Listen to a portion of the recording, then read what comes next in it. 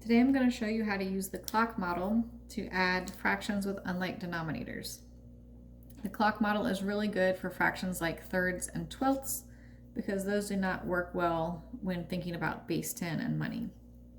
So the first thing I'm going to do is I'm going to convert my fractions 1/3 and 5/12 into minutes.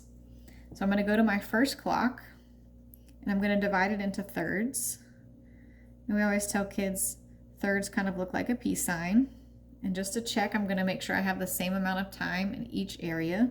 So the first area has 5, 10, 15, 20 minutes. 5, 10, 15, 20 minutes.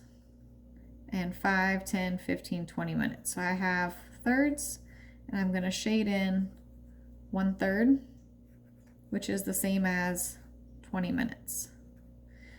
Now I'm going to convert 5/12. Well, the clock is already divided into 12 equal parts, so I'm just going to shade in 5 of them, which is 5, 10, 15, 20, 25 minutes.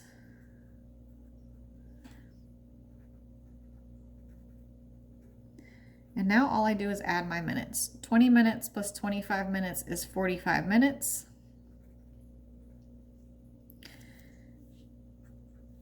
So I can think of 45 minutes out of 60 minutes and write a fraction. 45 out of 60, so 45/60ths. But I could also shade in 45 minutes on my last clock.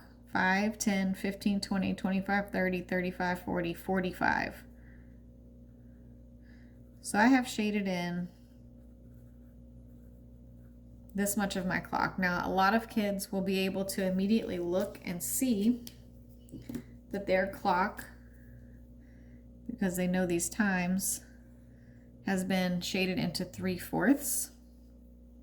So 45/60ths could be reduced to 3/4. And that's how you use the clock model for adding fractions.